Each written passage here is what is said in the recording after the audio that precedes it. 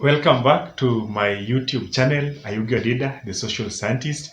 In this channel, we discuss social issues that affect us socially, social issues such as marriage, relationship, health, amongst other issues that affect us socially in our day-to-day lives. Welcome.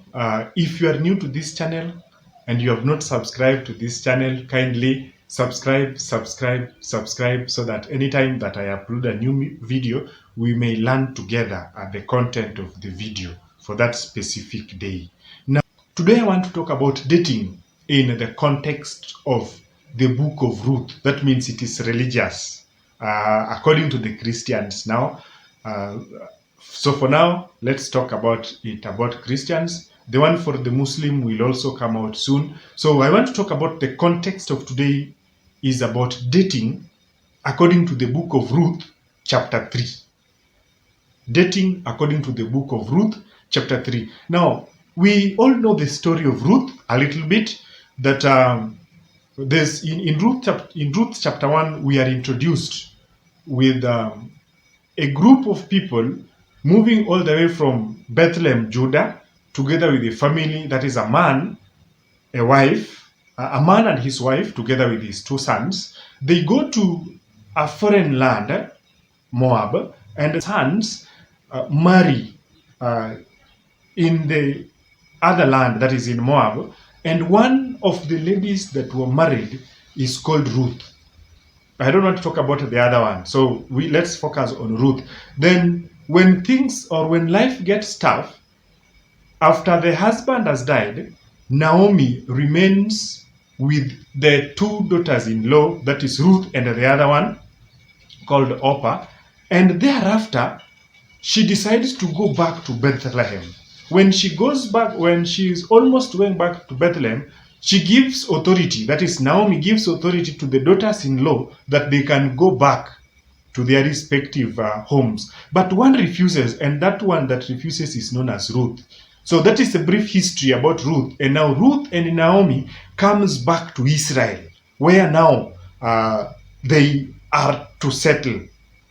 So the story that we want to give is now based on the book of Ruth, chapter 3. I've talked about Ruth chapter 1 and 2 in brief. So for more details, if you have never read the book of Ruth, kindly, whether you are a Christian or not, kindly go read the book of Ruth, the whole of it for that matter, then you will get more. But today I want to focus on chapter 3. And in that chapter 3, there are some few points that I want us to get.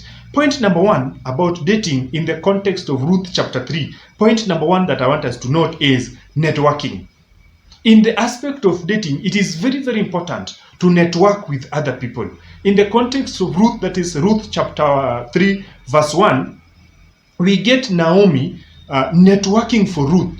Naomi is the mother-in-law of Ruth, and now she networks for Ruth. In other words, she acts on behalf of Ruth to tell Ruth where she can get someone and ways of getting someone. Now, most of our churches, I believe most of our churches, the Seventh-day Adventist, I know in details because I'm one of the members. So in the Seventh-day Adventist, for example, we have several functions that bring people together. That can form a network or a zone where people, the young men, young women can meet. So that forms a network. And one thing that we need to know is, as young men who want to date, we have to remember that networking is important. And one of the ways or one of the places to network is carrying out social activities.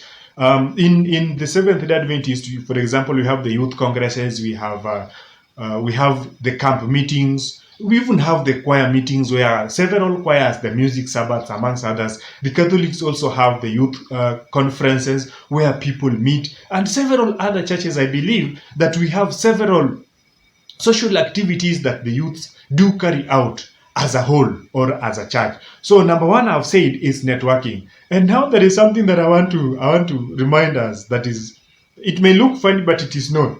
Most of us have time to pray. It is good. And there's a counsel that says that if you are contemplating marriage, if you had the habit of praying once in a day, then double it. If you had the habit of praying twice when you are dating, then double it. So that means if you are the habit of 3 times, then pray 6 times about it. But there is something that I want us to remind, us that lonely and prayerful is not enough. Socialize with people, go to social activities, mingle with others. In short, through mingling, you may identify someone that will enable you also to move. So one point that I'm focusing on here is network. And in networking, please be involved. Get involved in social activities, because from there you can know more about the other things. Interact with others, in short. Do not be lonely and prayerful. Please. Loneliness and being prayerful will not bring a potential. There is a part that we play, and there's a part that God plays. So please network and be available. Number 2, do a background check. Number 2, do a background check. In other words, know the person before you give in. That is, if you look at the book of Ruth chapter 3, verse 2, that is where I am now. In verse 2, Ruth is telling us something that is very important. If you read the book of Ruth now, chapter 3, verse 2, you will find Naomi giving details of who Boaz is, what he does, how they are related, and all the other things that pertains to Boaz. What I'm trying to say now is, in the aspect of dating, according to the book of Ruth chapter 3, point number 2, do a background check. Know the background of the person you are interested in. Find out who they are. And you can find out who they are from different sources. I know somebody will say, but now how do I know more about him? There are several places of knowing who they are. One can be friends. If it is the church forum, because I'm talking about religious issue, you can get more information about the person from the church or the church leaders. We can also get some little information here and there from the social media. Though with social media, you need to be very careful, because people give very funny information on the social media. Some of them may not be true, but as a Christian, you need to be truthful in everything that you say. You may find somebody using very funny name in the social media until you are left wondering, now, is this one really ready for this aspect? So social media, maybe not. But friends and also the church plays a very important role in the aspect of doing the background check. Number 3 that we need to have is establish if you are related. Establish if you are related. Now, if you look at the context of Ruth, during those times, you are allowed to marry your relative. But you know, in the current world now, especially in Kenya, marriage between relatives is prohibited. So, before you enter into that relationship, try to establish if you are related with the person. In whatever condition, try and look if you are related in whatever capacity. If you are related, then you need to be thinking the other way around. If you have established and realized that you are not related, then the rest can continue. And that is found in Ruth chapter 3, verse 2, where Naomi is telling, I have said that in the olden times you'd marry your relative.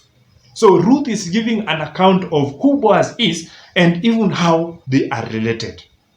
Point number 4 to note is that groom yourself well.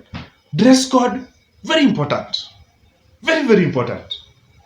Groom yourself well. And that book of Ruth chapter 3, verse 3 has part A, has a point that we are talking about. Groom yourself well. Now, if you look at that book of Ruth chapter 3, verse 3, part A states that bathe, put on oil.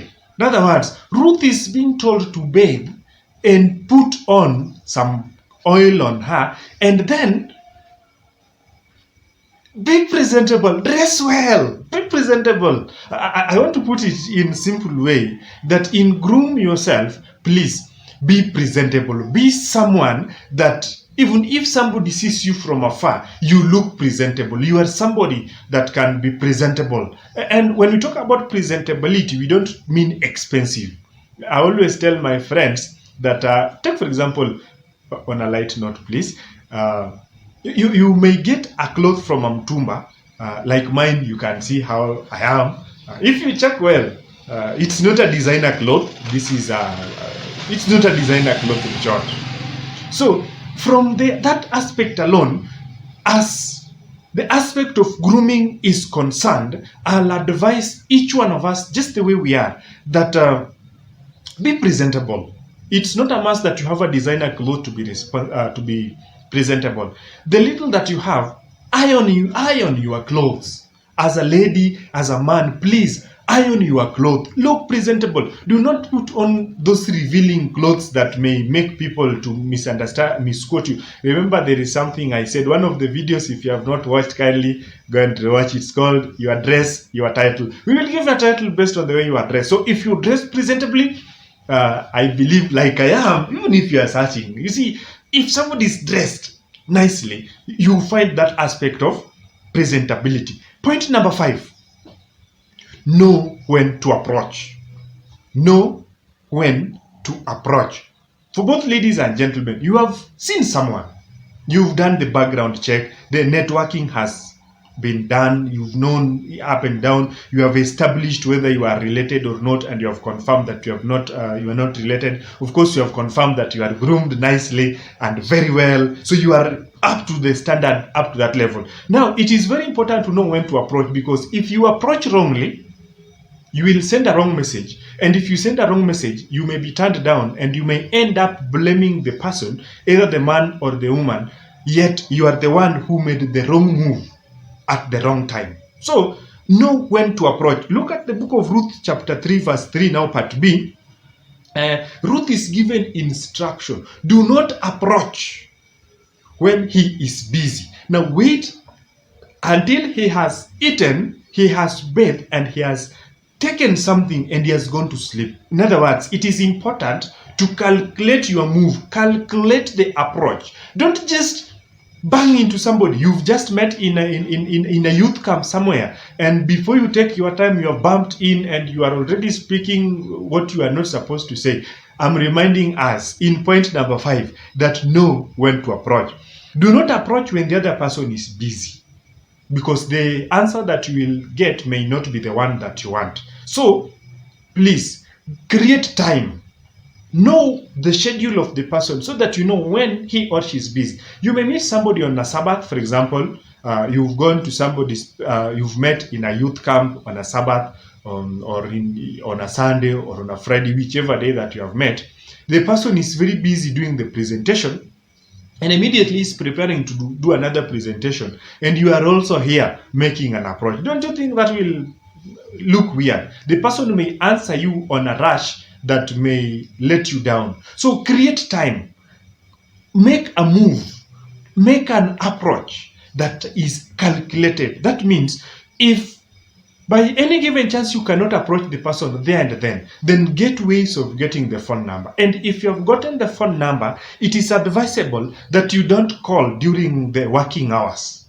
Neither do you call late in the night. There is that ample time when you need to call. When somebody is at work, maybe the person is not settled and may answer you rudely or may hang you up because he's very busy or she's very busy. So you need to, point number 5, as I repeat, know when to make the approach.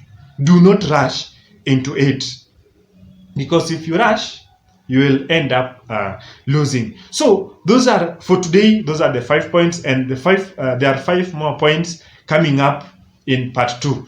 Watch up for part 2, where we are going to continue from where we have left. In summary, we've said that number 1, aspect of networking, which is very essential. Number 2, do the background check. Number 3, establish whether you are related. And number 4, groom yourself well. And number 5, know when to make the approach.